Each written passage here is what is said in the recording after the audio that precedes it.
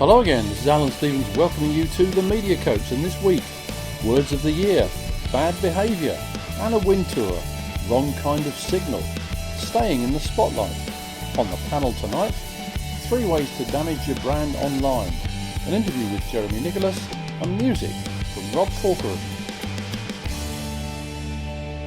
Collins Dictionary's lexicographers have announced the word of the year for 2017, and actually it's 2 words.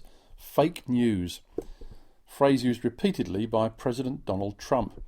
Other words and phrases that have come to the fore in 2017 include echo chamber, as in social media discussions where everybody agrees, Antifa, the anti-fascist movement, Corbyn mania, gig economy, gender fluid, and fidget spinner. What a funny old year it's been, eh? I don't know whether anyone will create a new word or term to describe the allegations and admissions of inappropriate behaviour that have spread from Hollywood via the BBC and now to Parliament.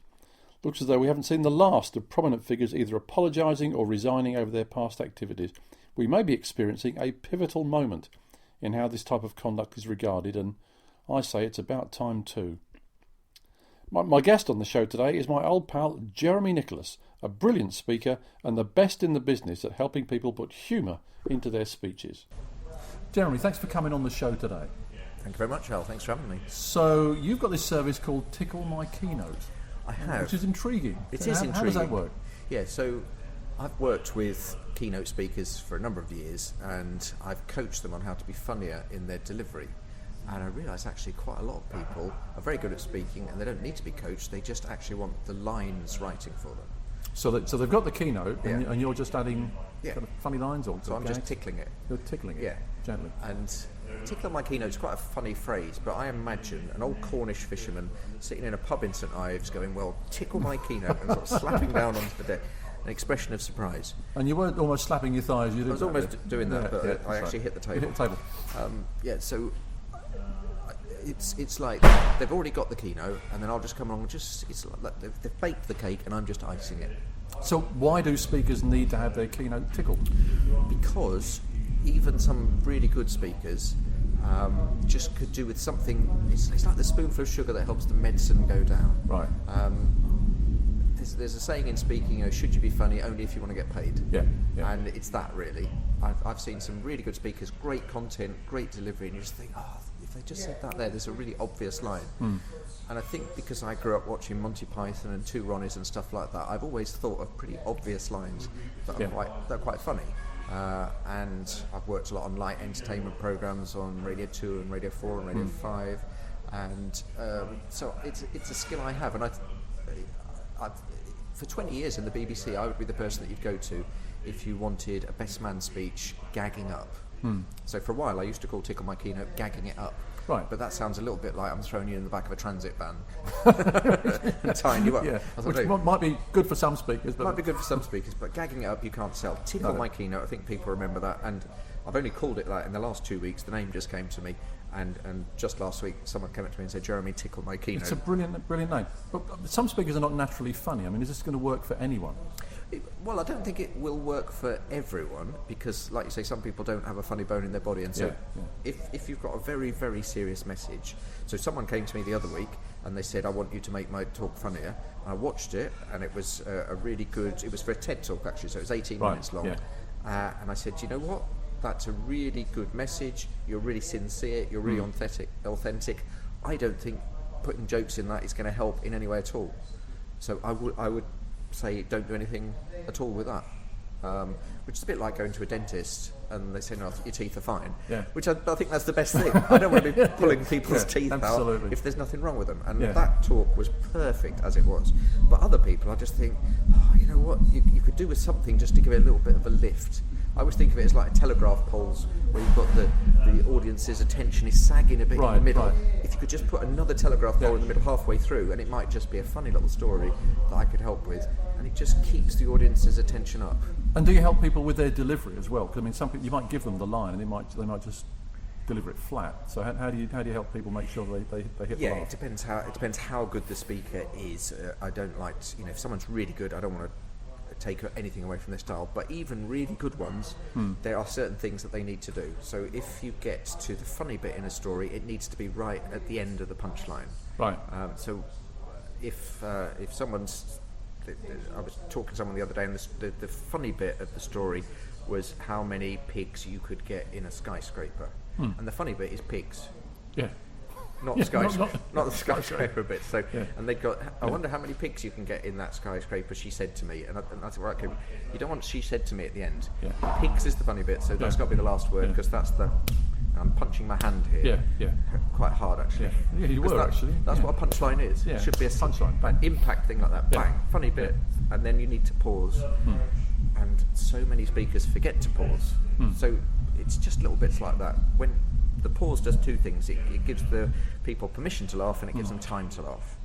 Some speakers, I'll write some funny lines into their talk, and they'll just carry on and on and on. Yeah. And I'll think, well, you need to pause there, because if you don't, people won't laugh because they'll be worried about missing the next bit. And sometimes you have to just pause. You know all this, but I realise I'm pausing. You want to jump in with a question. That's all right. Don't jump in with a question, because I'm doing a pause here. Okay. And you look at the other person, or the audience. Maybe there is only one person in your audience, and then they will laugh. But if you don't stop, they definitely won't laugh. And sometimes you have to wait 3 or 4 minutes before they laugh, but eventually they will. Eventually they will. Like you just did. Like there. I just did there. Yeah. So okay. I'm going to ask you how people find out. I'm going to apologise to you as well, because I called you Jeremy at the beginning, which I never do. That's all right. Because we've known each other for years. We have, and I don't know why I didn't call you Jem. It's Andrew, isn't it? Something like that. I can't remember myself. Yeah. So, Jem, if people want to find out more about you and get this service, Tickle My Keynote, where do they go? Yeah, so I have a website, which is jeremynicholas.co.uk, but that's quite hard to spell, Jeremy and Nicholas. So if you just go to talkingtoolbox.com, it's the same place. Talkingtoolbox.com. And I am Jem or Jeremy, but people usually call me Jem if they're my friend, and you have been for many years. Thank you. It's been a pleasure and a privilege. Thank you very much, Alan. So there we are, my old chum, Jeremy Nicholas, and absolutely brilliant at adding humour to speeches. Media Master and Media Mug Time. The Media Master this week may not like the masculine nature of the title Media Master, and I'm open to any suggestions for change, but Vogue's Editor-in-Chief Anna Wintour has been elected or voted or nominated the most powerful woman in media and entertainment. That was Forbes magazine gave her that accolade. She's joined on the list by the likes of Beyonce, Taylor Swift and J.K. Rowling. Forbes compiles this list based on money earned, media mentions and general influence. So Anna Wintour is number 1. Bonnie Hammer, the chair of NBC Universal, is number 2. Stacey Snider, the CEO of 20th Century Fox, is 3rd. Beyonce Knowles Carter, to give her a full name, is 4th. And Margarita Simonian, who's the editor-in-chief of the RT News channel in Russia, comes in at number 5. Media Mug Award, though, goes to the Freeview TV service for the most dodgy excuse issued to customers who missed the final of the Great British Bake Off because the service failed to work. Freeview blamed the weather. They said this: "We recommend you do not retune your equipment, as reception will return to normal once the weather changes. TV and radio signals can be affected by atmospheric conditions including high pressure, heavy rain or snow." I wonder if that's the same wrong kind of snow that used to slow the trains down. Probably. Speaking tip: stay in the spotlight. Lee Bowman, who was once, in fact he is and was, one of the most respected speech coaches in the world, this is what he once said. I could have done with his help, couldn't I? A speech is like a spotlight, since it focuses intensely on a small area. Well, clearly he was talking about good speeches. Too many speakers try to pack in huge amounts of information into a short speech, leaving their audience dazed and confused. Often it's because they're worried about running out of material or appearing less than expert about their topic. Even worse, some speakers use their slides to add another level of complexity, using the terrifying phrase, "This slide's rather complex, so I'll explain it to you." Back to the spotlight. That's where you need to stay throughout your speech. Ensure that you keep in mind the simple message you want your audience to remember.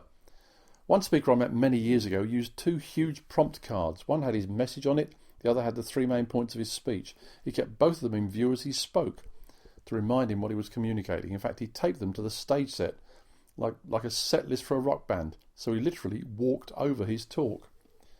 Thing is, it worked. You don't want to be a speaker of whom the audience says, "Great speech, I couldn't remember what the point was." You need to get in the spotlight, stay there, and make your point. Let's have some music from the great Rob Corcoran, who's got a new album coming out very, very soon.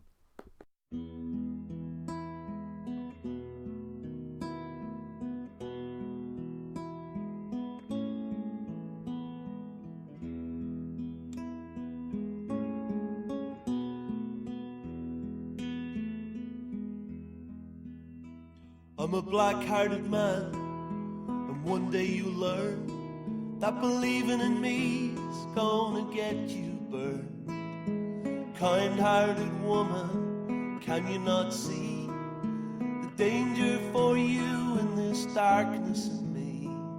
The danger for you in this darkness in me. Go ask the woman now bearing the scars. She'll tell you I promised the moon and the stars. Give to me, darling, your delicate hand, and lie in the arms of this black-hearted man.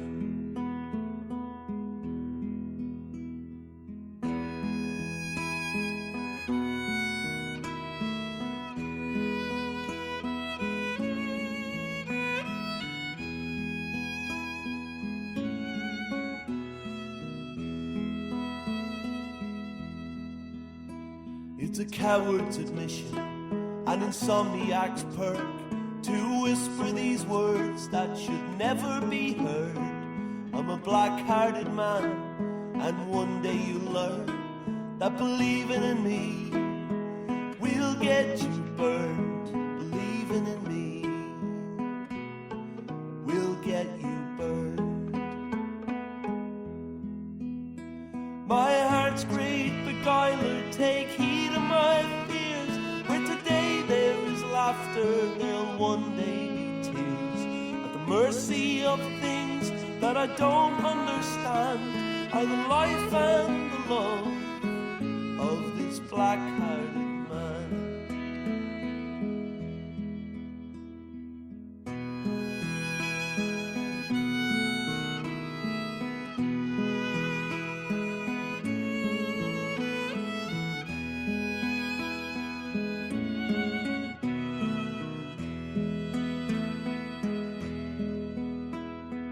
Go ask the woman now bearing the scars. She'll tell you I promised the moon and the stars. Give to me, darling, your delicate hand, and lie in the arms of this black-hearted man.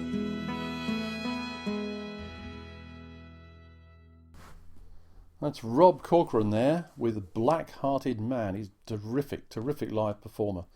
And his new album, I'll be playing some of that. It's coming out very, very soon indeed. Anyway, Rob Corcoran Music is his website, ROBCORCORAN music.com. Media tip on the panel tonight. Panel debates often feature on broadcast news channels or may be set up to give audiences a chance to ask questions of politicians. If you find yourself on a panel, here are a few tips that may help you. Find out who else is on the panel and do some research on their opinions. Prepare a couple of stories that make your point. Never interrupt. Listen carefully and plan your response. Lift your hand to indicate you wish to speak. Address your responses in general to the person chairing the debate, not the audience. And if you speak directly to the audience, make it brief. Never ever insult another panellist or use abusive language. And respect the views of others. Don't react. Directors love reaction shots. Stay calm, even if others become angry, in fact, especially if others become angry, and have a prepared and powerful statement to finish on. Finally, stick around after the debate to chat to the presenter if they have time, or production team members. You'll find that you're often asked for a one-to-one interview. Social media tip, 3 ways to damage your brand online. I find it quite amazing that some companies seem to have a social media policy that does their brand harm rather than good. Here are 3 things that really bad companies do online. Firstly, arguing with their customers. I know that's hard to believe that anyone would argue with their customers, and sometimes the customer's not always right, but some brands use their Facebook pages and Twitter feeds to explain why the commenters are seriously wrong. Nestle got in a battle on their Facebook page a few years ago, telling Facebook users it would delete their comments for its Facebook page if they altered the Kit Kat logo in any way. Because some people turned it into killer because of what they were doing to the habitat of mountain gorillas. It's a long story. Things got worse and worse, with almost 100,000 users signed up to their Facebook page, which they had to close down very rapidly. Second bad thing is ignoring comments. Ryanair, the low-cost airline, were criticised by Lily Allen a couple of years ago over the cost of printing a boarding pass that she had in her hand for 7 minutes. It cost her £40. So she complained to her 3 million Twitter followers. Ryanair's response? Nothing. They don't care about customers who complain. This was confirmed by their chief executive, Michael O'Leary. He was on BBC Radio 5 Live some time ago, and he said a complainer could just F off to another airline. Well, they have so many customers who want low fares, perhaps they can get away with it, but many companies can't. And thirdly, the third thing you shouldn't do, criticise your competition. I know you wouldn't dream of going to an event and standing up to rant about your competitors, but companies do it online. It's not a good idea. No need to do it either. Social media is an ideal medium to display your advantages without a single reference to your rivals. So you wouldn't do any of those three, but I'd appreciate it if you pass on the message to anyone less enlightened than you. Now, do you need to make a speech? If you do, you know where to go. mediacoach.co.uk. Click on the link that says Exceptional Speaking. So that's it for another week. My thanks to Jeremy Nicholas and Rob Corcoran. This is Alan Stevens, the Media Coach, saying if you have been, thanks for listening.